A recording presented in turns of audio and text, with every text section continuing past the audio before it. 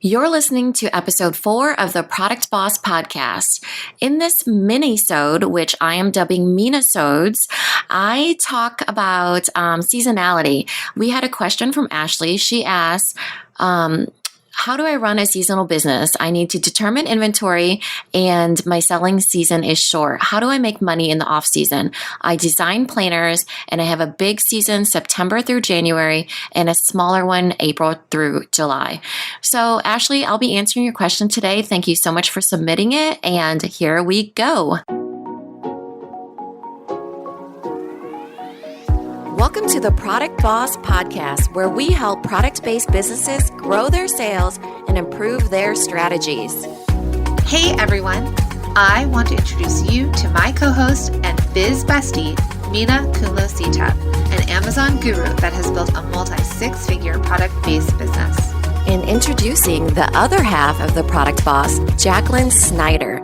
She has helped launch and grow over 500 fashion apparel and accessory brands, even one of her own. And together, we share our inventory of secret weapons that will help you dig deep and do the work it takes. Are you ready? Let's build together. Hey, Ashley, I totally get it. Seasonality for product-based businesses can really be a pain because we always feel that need to fill in the gaps of when we're slow. But I just wanted to quick say that in every single business, whether it's product or service, there is going to be that ebb and flow. There's going to be that slow season and that busy season. So the best way that I found is just to embrace it and reframe it so you're able to scale.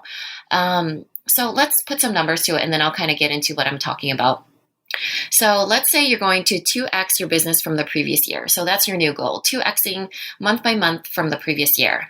And then the way that I like to think about it, instead of trying to kill myself, trying to 2x every single month, is that the best way I found is to 1x or maintain my slow months and to 3x my busy months. So sell more in my busy months and make more money, and then maintain my slow months, and that makes the average of 2x. It's much easier to do that than it is to 2x every single month, because it can get really discouraging if you're trying to 2x every single month, because there just is slow seasons and people are just not buying more in those slow seasons. So I found it much easier to sell in my busy months because people are already buying. I'm not having to convince them to buy. I'm just convincing them to buy more, and when the timing is right for when they need their items anyways. So looking at that, there are 2 ways you can 3x your business. So, thinking about 3xing your business, how are you going to do that? The first way is to increase your average sale by a certain amount of money. So for little labels and me selling labels during my busy season is in the summertime because it leads up to back to school. So I try to raise my raise my average sale by a few dollars. So this past year, it only raised up by a couple dollars, so $2 to $3. But since I made a lot more sales, it really impacted my bottom line. So increasing the average sale is what you need to try to do. So the other thing is to overall increase the number of sales in your busy season because the timing is right. So when you're looking at both these strategies, you're actually going deeper into pockets, pun intended, and then wider into the audience and target market that you are serving. So first of all, let's look at increasing your average sale by that few bucks that I was talking about. So the way that you do that is to provide more products and more listings. The easiest way to do that is to look at your most popular product and try to do variations of that. So my most popular product is Animal Friends baby bottle labels. I do a daycare value pack, a camp value pack. I do a back to school pack. I do 2 packs, 3 packs. Those are what variations are. And then also I have different designs. So on top of that, I'm doing different designs besides Animal Friends. My baby bottle labels are very popular. So I'm basing it off the data that I know what people are going to buy and I know what they already like.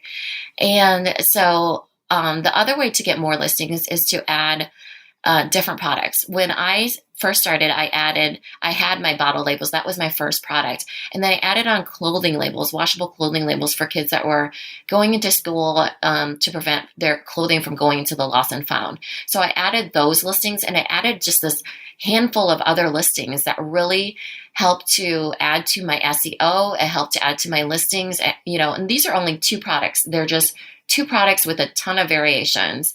And so that really helped to add to my average sale. The other thing is during this time when you're trying to do this average sale, increasing your average sale, this is when you should be doing deals for free shipping. So let's say you have to spend $15 for free shipping or buy 2 value packs for free shipping. That also helps to increase your you have to crunch the numbers, but that also helps to increase your average sale as well. Also, make sure that your email sequences are cross-promoting your other products. So the way that I do it is if somebody buys baby bottle labels, they get an email that promotes my clothing labels. And so it says, hey, I saw that you bought some bottle labels. Here is something that my other customers love to buy. Also, their clothing labels, blah, blah, blah, blah, blah.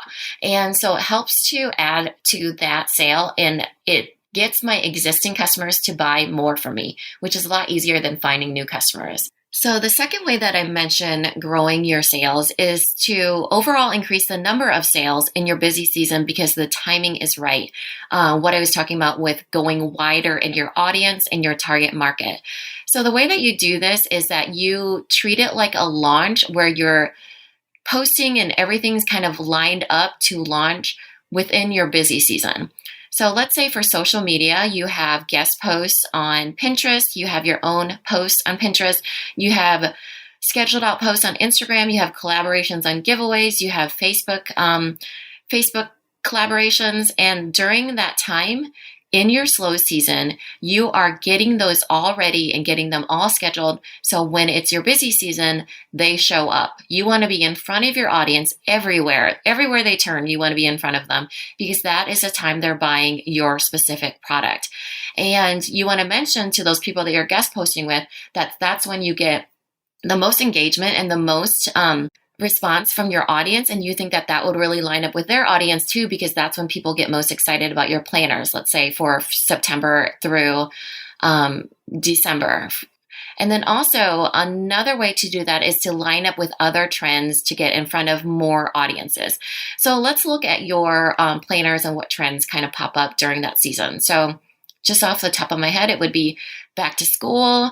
Back to school would relate to both moms and to teachers who want planners. Also fall organization in September.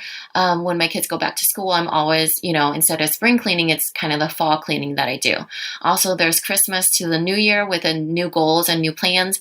And then in January, there's actually the bridal season, which is like January, February in there that, maybe brides need planners too, or maybe people want to gift that to brides.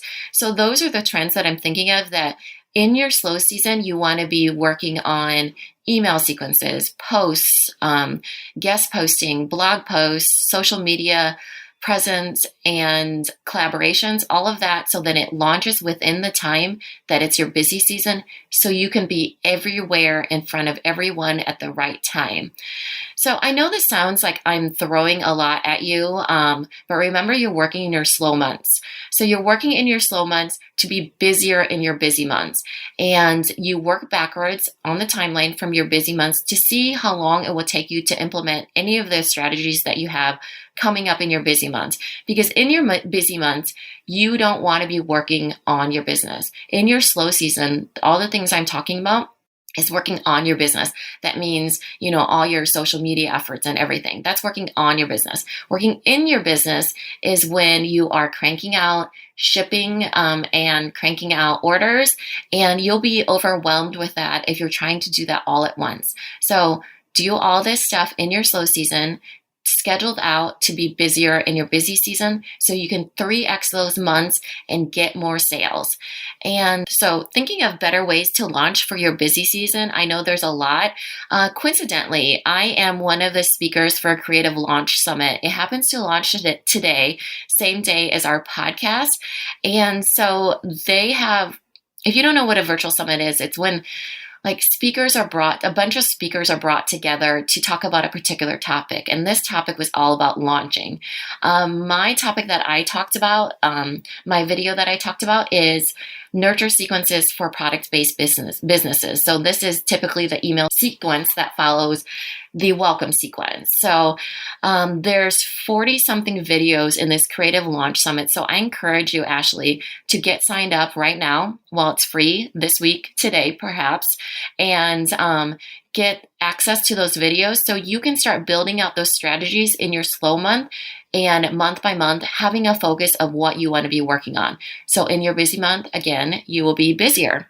So I'll put that link in the show notes so you can sign up for that and then get your plans in place. So again, going over this strategy is of 1xing your slow months. Your slow months are all about working on the things that you need to do to 3x your busy season. And it's leveraging those sales and the momentum that you have in your busy season to simply make more. It's just easier to do it this way and reframe it in the 1x, 3x average of 2x rather than trying to stay busy all the time and 2x all the time. And that's it. That's how I deal with seasonality for product-based businesses. Such a good question. And thank you so much, Ashley, for submitting that question and for giving us some inspiration on what struggles product-based businesses have. I hope that was helpful, and I'm wishing you a huge planner sales season. So thank you, everybody. Make sure you tune into the next episode, and I will see you soon. Thank you for listening to the Product Boss Podcast. For free resources, materials, and to learn more about our mastermind or working with one of us one-on-one, head over to theproductboss.com.